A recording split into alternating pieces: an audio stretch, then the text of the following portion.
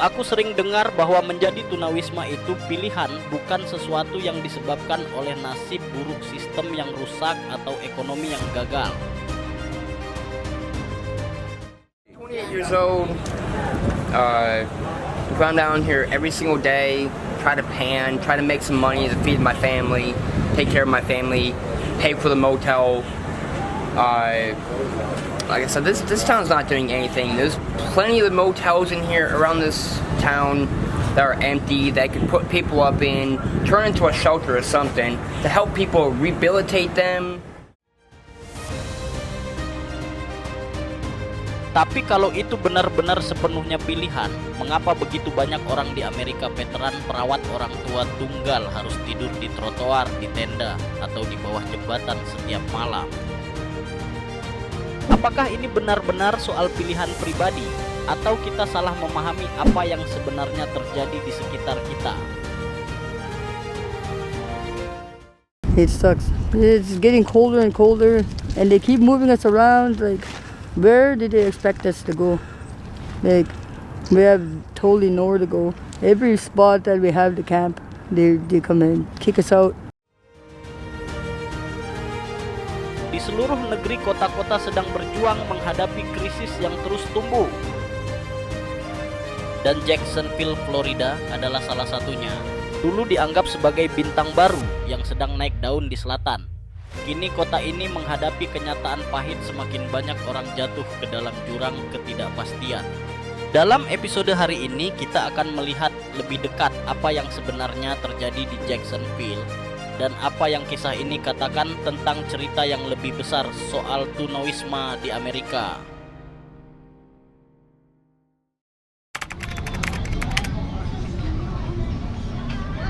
Selama bertahun-tahun banyak orang Amerika diberitahu bahwa jika bekerja keras, tetap disiplin, dan membuat keputusan yang tepat, maka mereka tidak akan pernah berakhir di jalanan. I don't get that much even with the retirement check I've got. The SSI doesn't even come close, so I'm trying to get a hold of a discount room, and we've gotten the donations for that, and even though we've got donations constantly, I still haven't seen the rooms being built to accommodate thousands of homeless people that are trying to get one. Namun kenyataan menunjukkan gambaran yang jauh lebih rumit. Hari ini di seluruh negeri, ribuan orang yang sudah mengikuti semua aturan yang bersekolah, memiliki pekerjaan tetap, dan berusaha membangun kehidupan kini tinggal di penampungan, di bawah jembatan layang, atau di dalam mobil mereka.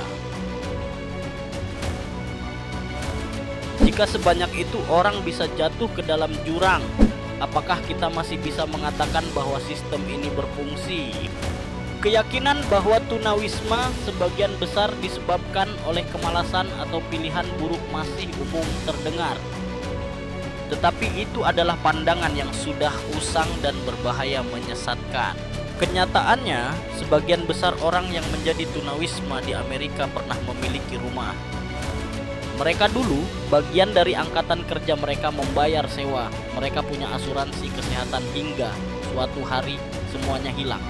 Tagihan rumah sakit, kehilangan pekerjaan, atau kenaikan sewa yang mendadak sudah cukup untuk membuat segalanya runtuh. Dan dengan semakin sedikit jaring pengaman yang tersisa, pemulihan menjadi hampir mustahil.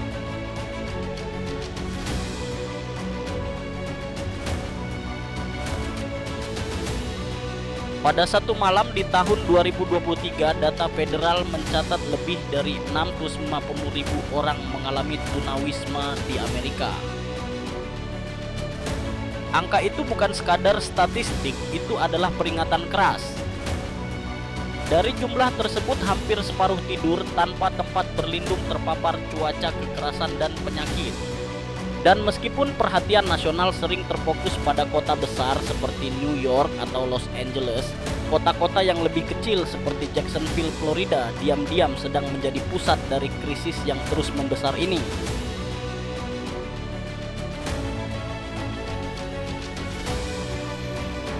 Apa artinya bagi sebuah negara ketika orang yang bekerja penuh waktu pun masih tidak mampu membayar tempat tinggal? Atau ketika gangguan mental dan kecanduan diperlakukan dengan hukuman alih-alih perawatan? Bisakah kita dengan jujur mengatakan bahwa orang-orang ini memilih untuk berada di sini? Well, I used to be a medic. I spent 22 years working at Sierra Vista Hospital in San Luis Obispo, California. I'm skilled, I'm educated, but started talking about the wrong things, and so I was let go, and life changed for me then. I've been wandering the nation for the last 6 years, doing a little bit of activism here and there. Kenyataannya tidak ada seorang pun yang memilih menjadi tunawisma dengan cara yang sama seperti memilih karier atau kota untuk ditinggali. Tunawisma jarang soal pilihan. Ini adalah soal sistem yang gagal mendukung orang-orang ketika mereka paling membutuhkan.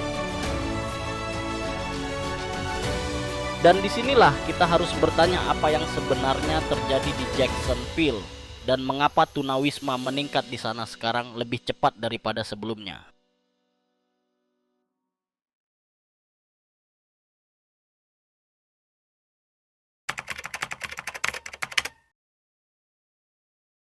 Jadi apa yang sebenarnya terjadi di Jacksonville? Mengapa sebuah kota yang dikenal dengan pantai cerah kebanggaan sepak bola dan sejarah militernya kini menghadapi salah satu lonjakan tunawisma terburuk di Florida? Untuk memahaminya, kita harus melihat lebih jauh dari deretan pohon palem dan stadion dan memperhatikan apa yang terjadi di bawah jembatan layang di balik gedung-gedung terbengkalai dan sekitar terminal bus. Pada tahun 2023, Jacksonville mengalami lonjakan tajam tunawisma. Hitungan resmi Point in Time mencatat lebih dari 150 individu tunawisma tinggal di Duval County hanya dalam satu malam, peningkatan hampir 20% dibandingkan tahun sebelumnya. Dan kini pada tahun 2025, by name list yang lebih luas menunjukkan lebih dari 2.400 orang masih mengalami tunawisma di wilayah ini. Namun siapapun yang berjalan di pusat kota belakangan ini tahu bahwa angka itu tidak menceritakan keseluruhan cerita. Dalam kenyataannya, pekerja outreach dan organisasi non-profit lokal percaya jumlah sebenarnya jauh lebih tinggi. Mengapa? Karena banyak orang tidak tercatat dalam hitungan itu. Keluarga yang tidur di mobil, orang-orang yang menumpang di sofa kerabat atau teman, perempuan yang bersembunyi di unit penyimpanan atau di binatu hanya untuk menghindari bahaya tidur di luar. Mereka tidak selalu tercatat, tapi mereka ada di sana.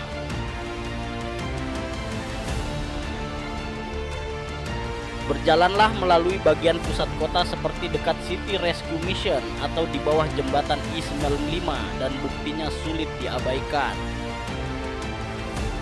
Kelompok tenda bermunculan di area yang beberapa bulan lalu masih bersih. Beberapa taman berubah menjadi kamp darurat. Lebih banyak orang meminta-minta di dekat lampu lalu lintas.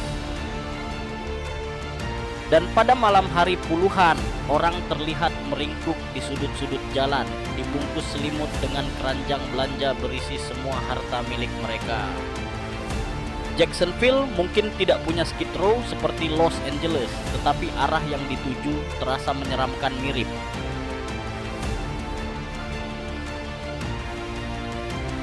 Dan orang-orang yang menjalani realitas ini jauh dari satu tipe saja. Ada veteran anak muda yang baru keluar dari sistem foster care.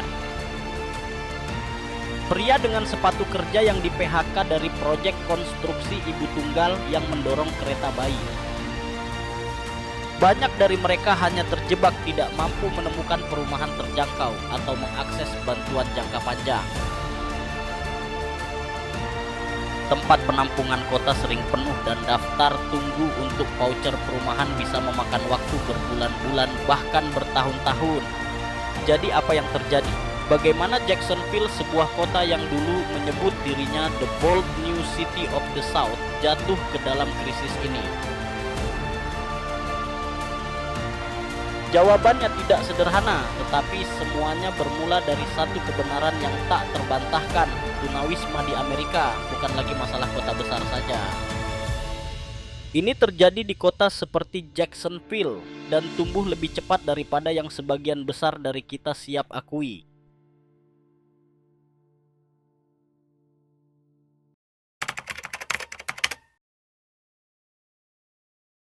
Ketika orang membicarakan tunawisma, percakapan sering berfokus pada kota-kota seperti New York, Los Angeles, atau San Francisco. Dan tidak sulit untuk melihat alasannya.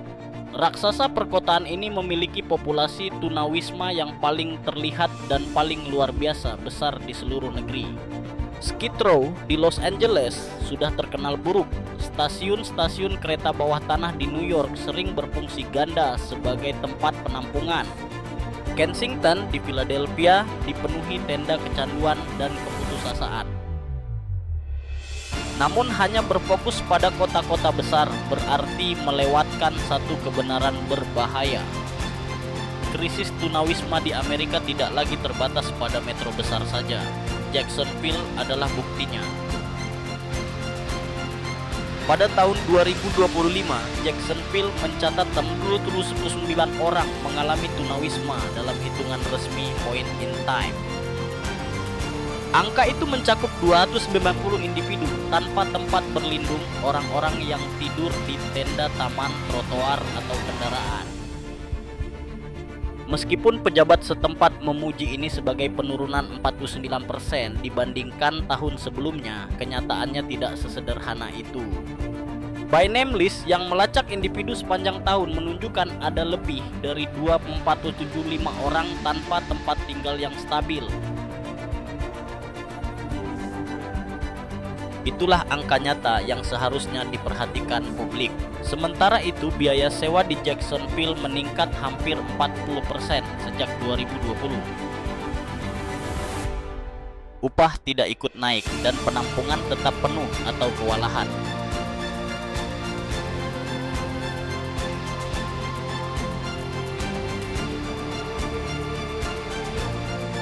Sekarang bandingkan dengan New York City, di mana lebih dari 100.000 orang bergantung pada sistem penampungan setiap tahun. Atau Los Angeles, di mana lebih dari 75 orang tidak memiliki rumah banyak dari mereka. Tidur di kamp tenda luas di bawah jalan raya atau di lahan kosong. Di Philadelphia, masalahnya diperburuk oleh krisis opioid, terutama fentanyl yang telah mengubah seluruh lingkungan menjadi zona keputusasaan. Kota-kota ini mungkin punya angka yang lebih besar, tetapi polanya sama, sistem yang rusak, biaya hidup yang naik, jaring pengaman yang hilang. Yang membuat kasus Jacksonville lebih memprihatinkan adalah kenyataan bahwa krisis ini masih terus tumbuh, tetapi dengan lebih sedikit sumber daya, lebih sedikit tempat tidur untuk perawatan kesehatan mental, lebih sedikit pekerja outreach, transportasi publik yang terbatas, perumahan terjangkau yang makin langka. Itu berarti setiap individu yang jatuh ke dalam jurang di sini punya lebih sedikit kesempatan untuk bangkit kembali. Dan berbeda dengan NYC atau LA, Jacksonville tidak punya perhatian media urgensi politik atau tekanan publik yang bisa memaksa para pemimpin kota bertindak. Jadi pertanyaan sebenarnya adalah, apakah kita hanya peduli ketika tunawisma sudah terlalu besar untuk diabaikan? Mengapa harus menunggu kota tenda menutupi seluruh blok sebelum kita berkata cukup sudah? Jacksonville mungkin belum terlihat seperti Los Angeles belum, tetapi tanda-tanda peringatannya sudah jelas. Sistem yang gagal di kota besar adalah sistem yang kini runtuh. Di sini juga hanya dengan lebih sedikit suara dan lebih sedikit kemarahan publik. Jika kita terus berpaling, apa yang akan terjadi selanjutnya sebenarnya tidak akan mengejutkan siapapun.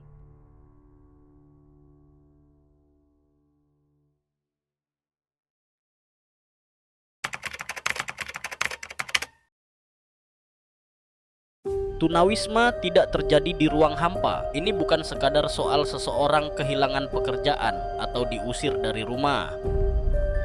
Di Jacksonville, keadaannya lebih mirip deretan domino yang jatuh satu demi satu dalam reaksi berantai yang tidak ada seorang pun mau hentikan. Orang-orang di sini bukan hanya jatuh ke dalam celah, lantainya sendiri yang runtuh.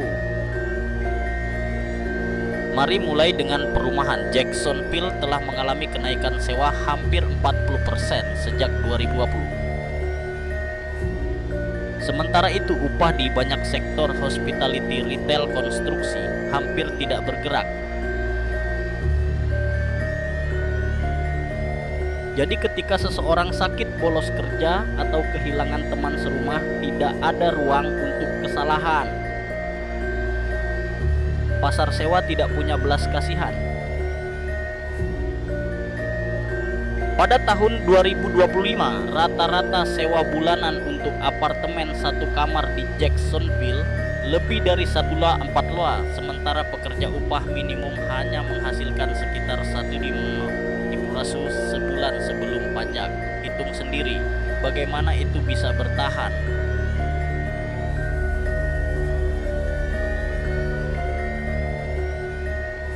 Lalu ada masalah kesehatan mental. Florida berada di posisi terbawah dalam pendanaan kesehatan mental per kapita dan Jacksonville mencerminkannya.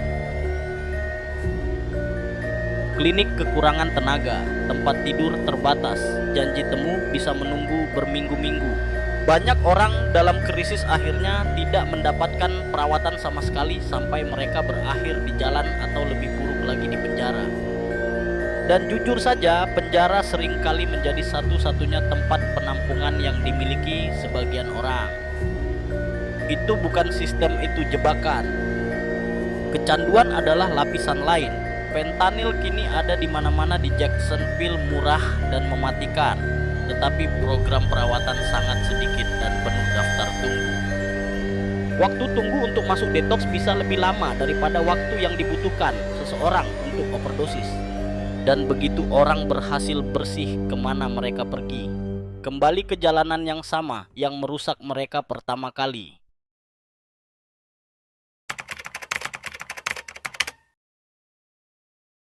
Di kota manapun yang berjuang melawan tunawisma, layanan sosial seharusnya menjadi jaring pengaman, siap menangkap orang sebelum mereka jatuh terlalu jauh. Namun di Jacksonville, jaring itu lebih banyak lubangnya daripada benangnya. Memang ada organisasi seperti Sulzbacher, Clara White Mission, dan Changing Homelessness yang melakukan pekerjaan penting. Tetapi upaya mereka sering kewalahan oleh besarnya kebutuhan. Sistem dukungan kota ini mungkin sedang berusaha, tetapi berusaha bukanlah hal yang sama dengan berhasil. Pada tahun 2025, Jacksonville hanya memiliki jumlah ranjang penampungan darurat yang terbatas dibandingkan dengan populasi dalam krisis. Pada malam tertentu, ratusan orang ditolak masuk hanya karena tidak ada lagi ruang. Dan bahkan ketika seseorang mendapat tempat di penampungan, biasanya itu hanya bersifat sementara untuk beberapa hari atau minggu. Solusi jangka panjang seperti perumahan transisional atau supportive housing masih sangat kurang.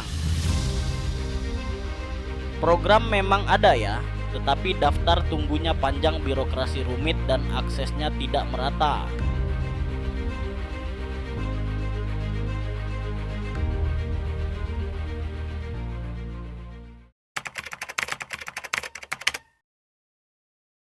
Respons Jacksonville terhadap tunawisma adalah campuran antara kemenangan kecil dan keterlambatan sistemik. Pejabat kota sering berbicara tentang belas kasih dan tanggung jawab, tetapi realitas di lapangan menunjukkan cerita yang berbeda. Pendanaan tidak konsisten, kemauan politik rapuh, dan terlalu sering solusi yang ditawarkan bersifat kosmetik bukan struktural. Pada tahun 2023 dan 2024, para pemimpin kota Jacksonville mengumumkan investasi baru ke dalam perumahan terjangkau, termasuk rencana untuk menciptakan lebih banyak unit berpenghasilan rendah dan memperluas akses penampungan. Namun pada pertengahan 2025 sebagian besar janji itu belum terwujud secara nyata. Pembangunan perumahan baru memang memakan waktu, dan bagi orang-orang yang tidur di jalan malam ini, waktu adalah kemewahan yang tidak mereka miliki. Langkah darurat masih terbatas dan program yang ada sudah terbebani. Untuk setiap orang yang menerima voucher perumahan, banyak lainnya hanya menunggu dalam antrean tanpa kepastian apakah bantuan akan benar-benar datang. Berapa lama lagi sebuah kota bisa terus menyapu kegagalannya ke bawah karpet sebelum akhirnya tidak ada lagi ruang untuk menyembunyikannya?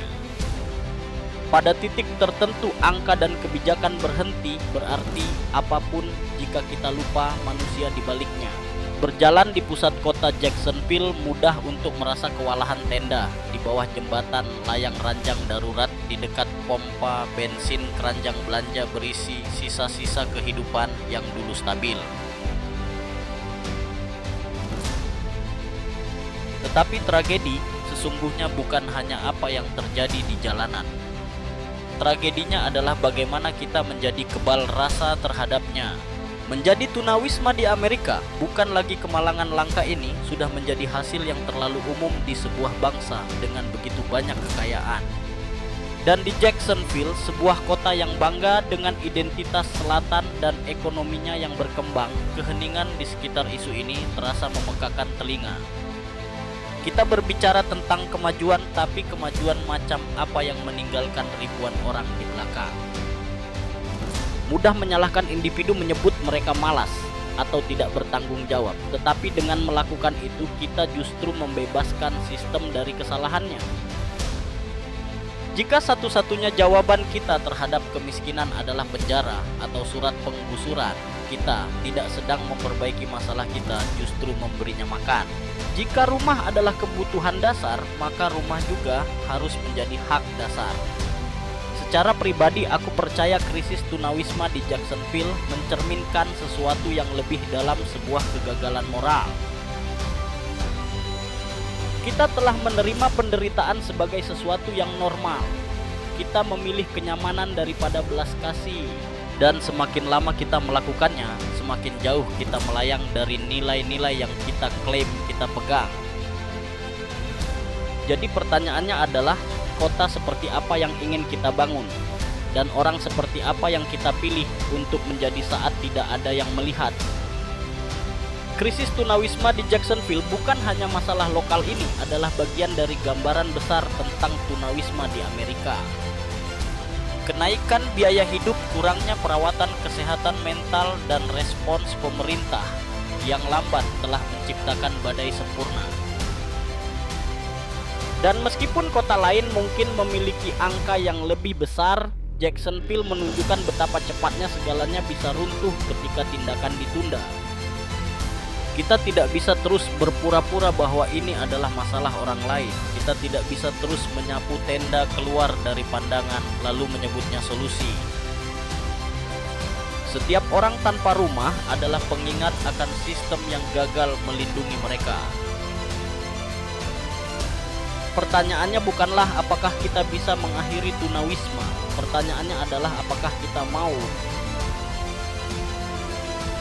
Dan sampai kita benar-benar mau bertindak dengan urgensi dan belas kasih jalan-jalan, Jacksonville akan tetap dipenuhi kisah-kisah yang seharusnya berakhir dengan cara yang berbeda.